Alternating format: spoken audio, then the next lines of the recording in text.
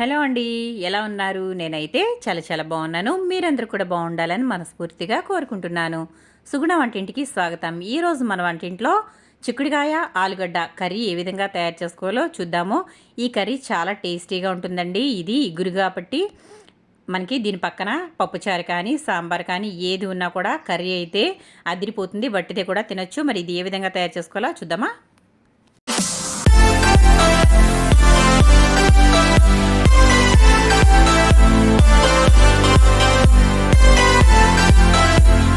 ముందుగా నేను ఇక్కడ ఒక చిన్న సైజు ఉల్లిపాయలు అయితే 2 అయితే కట్ చేసుకున్నానండి. అలాగే ఒక 3 పచ్చిమిర్చి, 2 టమాటాలు తీసుకున్నాను. ఆ తర్వాత పావు కిలో చిక్కుడుకాయలు తీసుకున్నాను. ఇవి మామూలుగా బజార్లో అమ్ముతారు కదండి, చిక్కుడుకాయలు పొడుగ్గా ఉంటాయి. ఆ చిక్కుడండి ఇవి, కనుపు చిక్కుడు కాదు.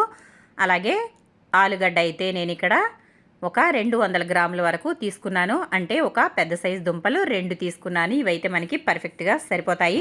మనం తీసుకున్న చిక్కుడుకాయలు పావు కేజీ కాబట్టి ఆలుగడ్డ అయితే ఇది సరిపోతుంది. ఇప్పుడైతే స్టవ్ అయితే వెలిగించేసుకొని బాండి అయితే పెట్టేసుకుందామండి. ఇది కొంచెం వేడవనిద్దాము. వేడైన తర్వాత ఆయిల్ అయితే వేసుకుందాము. మనకి ఈ విధంగా కలుపుకూరలు వండుకోవడం వల్ల కర్రీలు అనేవి చాలా బాగుంటాయండి. వట్టిగా వండుకునే కన్నా ఈ విధంగా కలుపు వేసుకున్నట్లయితే చాలా బాగుంటాయి. మీలో కలుపుకూరలు ఎంతమందికి ఇష్టమో నాకు కమెంట్ సెక్షన్లో కమెంట్ పెట్టండి ఫ్రెండ్స్.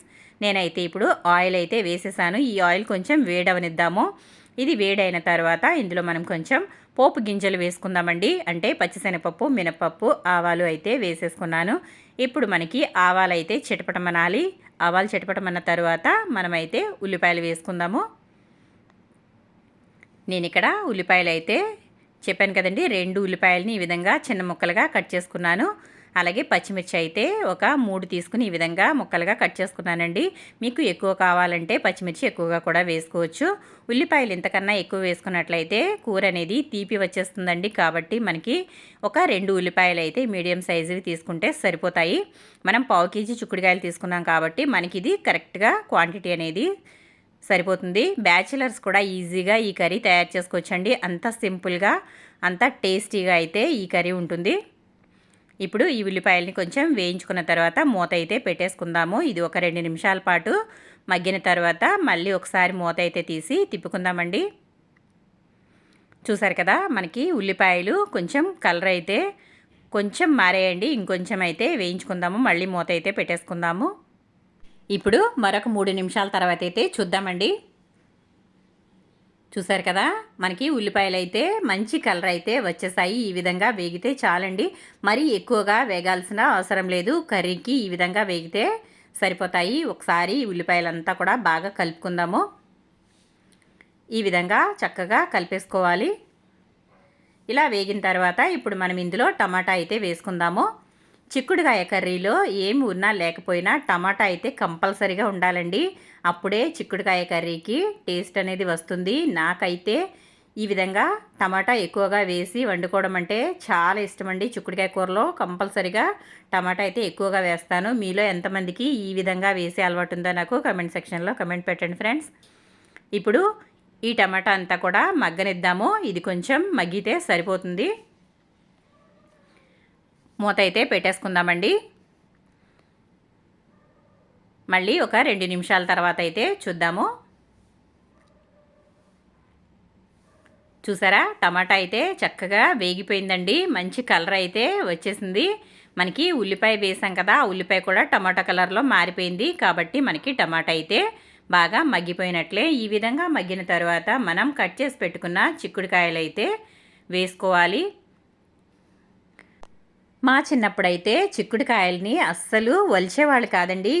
మా అమ్మగారు అయితే కనుపు చిక్కుళ్ళు వండేవాళ్ళు. అసలు ఒలిచేవాళ్లే కాదు, ఈనెలు తీసేసి కాయలు కాయలుగా వండేసేవాళ్ళండి. కానీ ఇప్పుడైతే ప్రతిదీ వలిచి చూసుకుని వండుకోవాలండి. ఎందుకంటే అప్పట్లాగా ఇప్పుడైతే ఫుడ్ అస్సలు ఉండడం లేదు కదా. ప్రతి చోట పురుగు మందులు, అలాగే ఎక్కడ చూసినా పురుగులే ఉంటున్నాయండి. జాగ్రత్తగా ఏది చేసుకున్నా కూడా చూసుకుని అయితే చేసుకోవాలి. కాబట్టి నేనైతే ఈ విధంగా 2 పార్ట్స్గా చేసేసి అయితే ఈ విధంగా వలిచేసాను. ఆ తర్వాత కట్ చేసుకున్నానండి. ఇప్పుడైతే మనం ఈ చిక్కుడుకాయలన్నీ వేసేసాం కదా. ఇప్పుడైతే మనం ఇందులో కొంచెం సాల్ట్ వేసుకుందాము. 1.5 స్పూన్ వరకు సాల్ట్ అయితే వేసుకుందాము.